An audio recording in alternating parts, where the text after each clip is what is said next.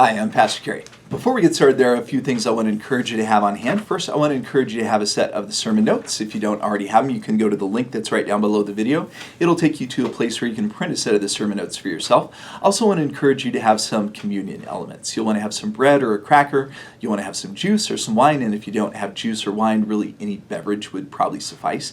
But you want to have those communion elements because here in about 20 minutes, when we get to the end of the sermon, we'll move right into a time of communion with you. So, if you need any of those things, then I would encourage you to pause the video. Get whatever you need once everything's ready, then go ahead and resume the playback.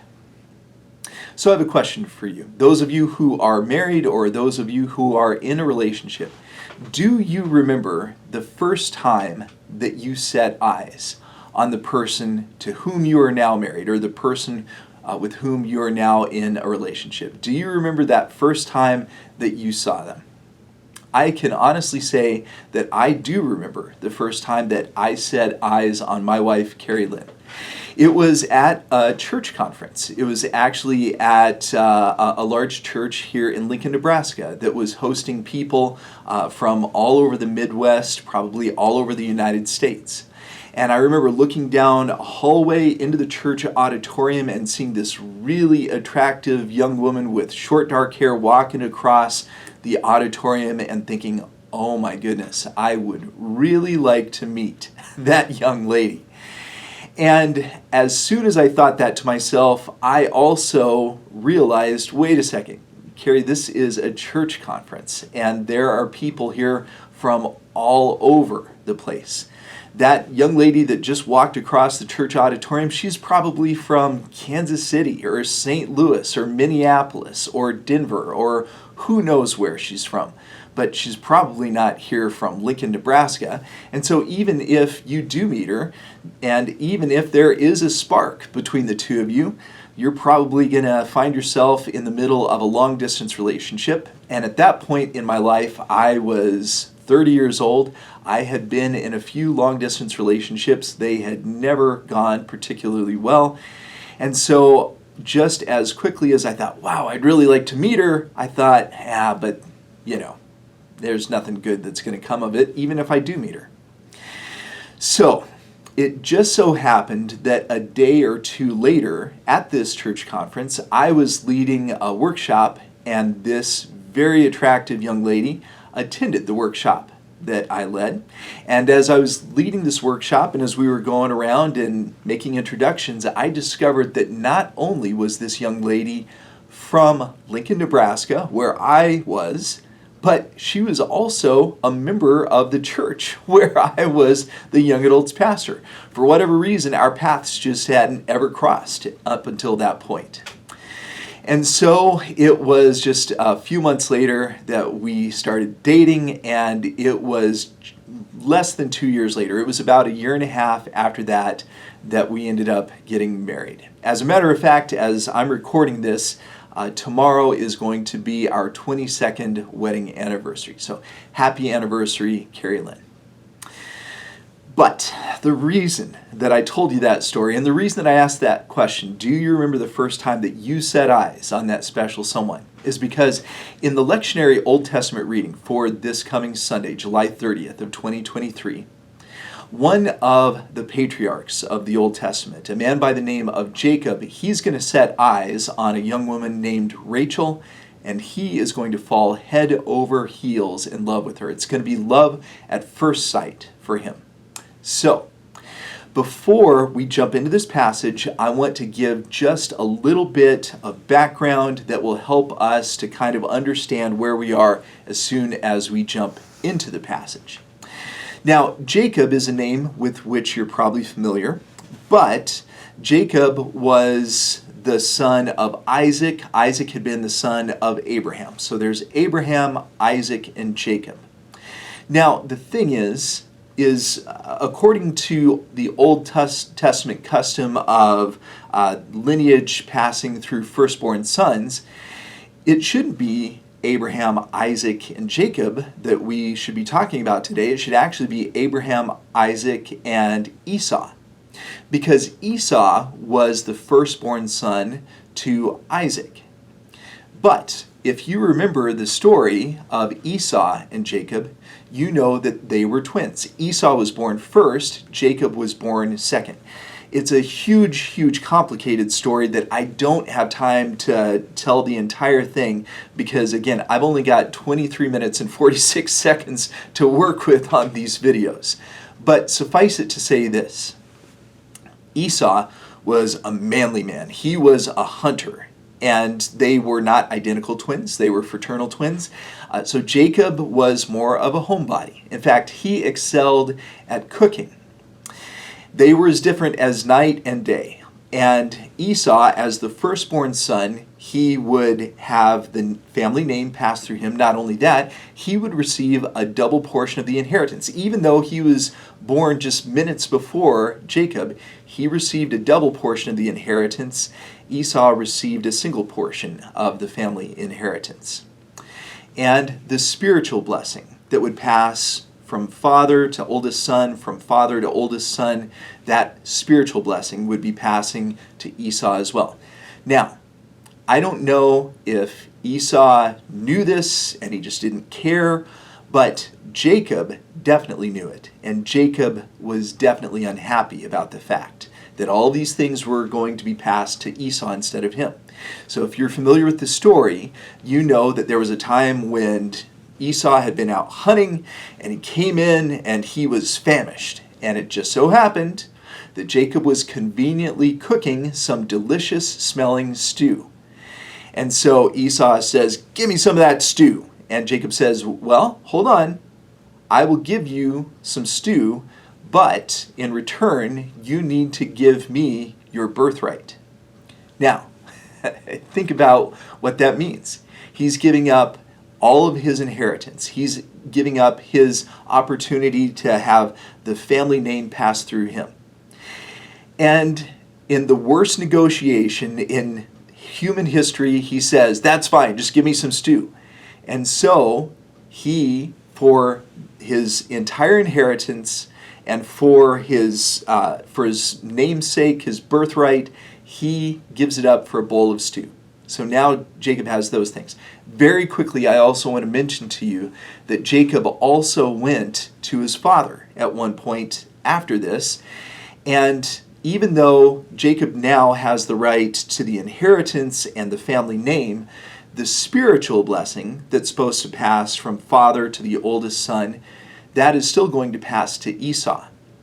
Except, in kind of a strange story, Jacob goes to Isaac and says, "Father, I know that you are close to the end of your life, and so I, your son Esau," this is Jacob, but he says, "I, your son Esau, I want you to go ahead and pass the spiritual blessing to me as well now." Now, Isaac is suspicious, and he says, "That's funny. You sound like Jacob, but you smell like Esau," because Jacob had made sure that he would smell like his brother, and he touched his arms, which he had put some animal skins on because Esau was a very hairy man. And so he says, "Well, yeah, you feel like Esau. I guess you're Esau, even though you sound like Jacob. All right, I pass the family's spiritual blessing to you now as well." And not long after that, Isaac passed away. And so now Jacob has everything. And Esau, when he finds out about this, it's the final straw. And Esau is furious, and he makes it known that he is going to kill Jacob. So at that point, Jacob goes on the run. He flees. And he goes to a foreign country. He's going to live with his uncle Laban. Remember, this is his uncle Laban. Knowing that, let's take a look at the lectionary passage, Genesis 29, verses 16 through 30, and this is a very slightly abridged version of this passage. Verse 16. Now Laban had 2 daughters. The name of the older was Leah, and the name of the younger was Rachel. Leah had weak eyes, but Rachel had a lovely figure and was beautiful. Jacob was in love with Rachel and said, "I'll work for you 7 years in return for your younger daughter Rachel." Laban said, "Nah, It's better that I give her to you than to some other man. Stay here with me." So Jacob served 7 years to get Rachel, but they only seemed like a few days to him because of his love for her. Then Jacob said to Laban, "Give me my wife. My time is completed. I want to make love to her." So Laban brought together all the people of the place and gave a feast. But when evening came, he took his daughter Leah and brought her to Jacob. And Jacob made love to her. When morning came, there was Leah. So Jacob said to Laban, "What is this you've done to me? I served you for Rachel, didn't I? Why have you deceived me?" Laban replied, "It is not our custom here to give the younger daughter in marriage before the older one. Finish this daughter's bridal week. Then we will give you the younger one also in return for another 7 years of work." And Jacob did so. He finished the week with Leah, and then Laban gave him his daughter Rachel to be his wife. Jacob made love to Rachel also, and his love for Rachel was greater than his love for Leah. And he worked for Laban another 7 years. May God bless the reading of the melodramatic word. So that is kind of a crazy passage, isn't it? I don't know if you're familiar with this passage. Actually, when I was talking about this passage over at Eastmont this week, I had one person who had spent their entire life in the church and said to me they had never heard this story before. Maybe because it is such a wild and melodramatic story. Maybe it's because it's an uncomfortable story to talk about. But we're going to talk about it. So let's do what we always do. Let's talk through the passage. I'll try to get through it as quickly as possible. And after we talk through the passage, then we'll quickly focus on 3 of the lessons that this passage has for us. Now, we've already said that Jacob is Laban's nephew. So if Laban is Jacob's uncle, then that makes Rachel Jacob's, you got it. That makes Rachel Jacob's cousin. Now, the passage doesn't say, is she his first cousin? Is she his second cousin? Is she his fourth cousin, 6 times removed? We don't know. But this is his cousin. We also have to remind ourselves that this took place thousands of years ago. And it was a very different world that they lived in thousands of years ago. So Jacob has fallen head over heels in love with his cousin. He goes to his uncle and says, "I will work for you for 7 years for the right to marry her." And look, for those of you that are married, or for those of you that are in long-term committed relationships, I am sure that you would have gone to the parent of your significant other and said, "I'll work for you for 7 years for the right to spend my life with your child." I'm sure that you would have said that. I know that I certainly would have done that for Carrie Lynn. And so in this passage, it's funny to me that Laban has a very tepid response to Jacob's proposal. Laban doesn't say, "Wow, free labor for 7 years? You bet." No, Laban says, I don't know. He says, "It's better that I give her to you, I suppose, than to some stranger." Okay, I guess we'll do that. And so it says that Jacob held up his end of the bargain, that he worked for 7 years, and that to Jacob it seemed like just a few days, those 7 years. Now keep in mind, these are young people in the prime of their lives. Jacob is a young man in the prime of his life. Rachel is a young woman in the prime of her life. They've got to wait 7 years before they can be together. And yet it only seems like a few days to Jacob. And so after 7 years, he says, "All right, I can't wait any longer." And so they have a big wedding feast. Now, I know that you realize that in this day and age that wedding receptions can be kind of a big deal. Well, thousands of years ago in this particular culture, we are told that wedding receptions, wedding feasts, that wedding celebrations could last up to 7 days. And that the father of the bride might have to provide food and liquor for up to 7 days. And so we get to the end of this wedding feast, this wedding celebration, and it says that Laban brings not Rachel to Jacob, Laban brings Leah to Jacob. Now, I want to talk just very quickly about the difference between Leah and Rachel. Leah, obviously, we've said, is the older sister. Rachel is the younger sister. It says that Leah had weak eyes. What does that mean? Is that a euphemism for something? Well, all of the commentaries that I looked at this week says we're not sure exactly what that means. She had weak eyes. So, interpret that how you like. But it says, by contrast, that Rachel had a lovely figure and she was beautiful. And so, if you're wondering to yourself, how could Jacob not know? How could he not know that this was Leah? Well, first of all, just remind yourself, this was thousands of years ago. There was no such thing as electricity. This was taking place assumedly after dark, and so you've got that working against Jacob. You've also got the fact that in that culture thousands of years ago that the women usually covered themselves from head to toe. This was a very modest culture, and so Jacob very well might not have ever seen her face on this particular wedding night. The other thing that we have to remind ourselves, the elephant in the room here, is that this is at the end of a wedding celebration, and there's a good chance that Jacob had a little bit of alcohol. So for all of these potential reasons, Jacob didn't realize until the next morning that he had spent the night with Leah. He's upset. He goes to his uncle and says, "This isn't what I signed up for." And it's at that point that Laban says, "Oh, well, you see, in this culture, the older daughter has to get married first. And so I'll tell you what, I will let you marry younger daughter Rachel. You need to have your honeymoon week with Leah. That's the right thing here. After you do that, then I'll let you go ahead and you can have a honeymoon week with Rachel as well. If you'll agree to work for me for free for another 7 years after this." And Jacob agrees to it.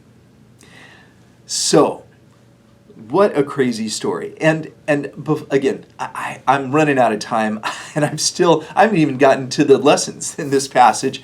I just think we need to say something about Leah in this story. You've heard that old saying that there are two sides to every story. Now, in this passage, there are four people. There's Jacob, and there's Rachel, there's Laban, and there's Leah. And I think that this passage, in many ways, is very unkind to Leah. And so spare a thought for Leah in this passage, in this story. Because as far as I know, and as far as I'm concerned, Leah was a real person, or at very least she was based on a real person. And in this passage, you've got her being snuck to someone who is not wanting to be married to her. And you can say, well, that's incredibly unkind on her father's part. Well, yeah, that is incredibly unkind on her father's part, but that was the culture, and he had to have her married off first. And then you can say, well, it's unkind of Jacob to wake up the next morning and have the reaction that he had. Well, yeah, but this wasn't the woman that he was in love with for the past 7 years. And if you know the rest of the story of Jacob and Rachel and Leah, because Jacob is married to both of these sisters at this point, you know that the rest of the story, that there's plenty of friction and tension and problems for the rest of the story. And what has Leah done wrong in this passage? Absolutely nothing. So, I want to say that. Spare a thought for Leah in this passage. I think the passage is pretty unkind to her. And I'm sure that people talking about this passage over the years have probably been unkind. And I certainly don't want to be unkind to Leah. Having said that, very quickly now, because I am rapidly running out of time, let's talk about 3 of the lessons this passage has for us. The first lesson is this. As people of faith, we should be willing to persevere for the important things. As people of faith, we should be willing to persevere for the important things. You know, if I haven't made this clear up to this point, I want to tell you something. As far as I'm concerned, up to this point in his life, Jacob has been, as far as I'm concerned, a scoundrel. I mean, he has been a shady dude. And I want to give Jacob some credit in this passage, because in this passage, when he sees something that he really loves, all of a sudden he starts behaving like a halfway decent human being. And I want to give him credit for that. And I think it's a good reminder for all of us that when we see something that's important, something like our children, something like our church, something like important causes that we're involved with, then we should persevere for our children, for our church, for whatever the important cause may be. That is the first lesson this passage has for us. The second lesson is this: as people of faith, we should keep our end of the bargain even if others don't. As people of faith, we should keep our end of the bargain even if others don't. In this passage, Jacob, who has spent the first part of his life taking advantage of other people, deceiving other people, now has the master, his uncle Laban, take advantage of him, deceive him. And now the student is learning from the master, and not in a good way. But having said that, I want to give Jacob some credit in this passage, because it would have been very easy for Jacob in this passage to say to Rachel, "This is ridiculous. We are getting out of here." And he could have skipped town again, just like he did when he found out that Esau wanted to kill him. But he didn't. He kept up his end of the bargain. He worked for his father for another 7 years. And you know what? There are times in life when people do us wrong, and we're tempted to do wrong in return. And I want you to think about what Jesus said in the Sermon on the Mount. Jesus didn't say in the Sermon on the Mount, when someone does wrong to you, then do wrong right back to them. No, quite the opposite. Jesus said, when someone does you wrong, then you need to turn the other cheek. So credit to Jacob in this passage. Having said that, the final lesson of the passage is this. The final lesson is that we need to remember what goes around comes around. What goes around comes around. Now, I'm not saying that that should be my philosophy, nor should it be your philosophy in life. What goes around comes around, and we should look for opportunities to seek revenge. I just finished saying that we shouldn't do that, but the point that I'm making is that earlier in his life, Jacob, the deceiver, Jacob, the person who took advantage of others, now is having it happen to him in this passage. And I am a firm believer, and I think that the Bible demonstrates over and over and over that what goes around comes around. So I need to be thinking about the seeds that I'm planting today, because at some point down the road, there will probably be a harvest. What goes around comes around. Hopefully I'm planting good seeds for that future harvest, as opposed to planting seeds of deception for a future harvest. And as we prepare for a time of communion, I just want to point out that in this passage, Jacob, who had been a scoundrel for the first time in his life, sees something that he loves, and he's willing to persevere and to sacrifice for his love for Rachel, much like Jesus was willing to persevere and willing to sacrifice out of Jesus' love for us. I'm going to go ahead and grab my communion elements, as the video is going to cut me off here in just a few seconds. And I want to invite you to go ahead and grab your communion elements so that you can partake as I start to partake as the video cuts off. This is the body of Christ, broken for us, and we partake in remembrance of him. And this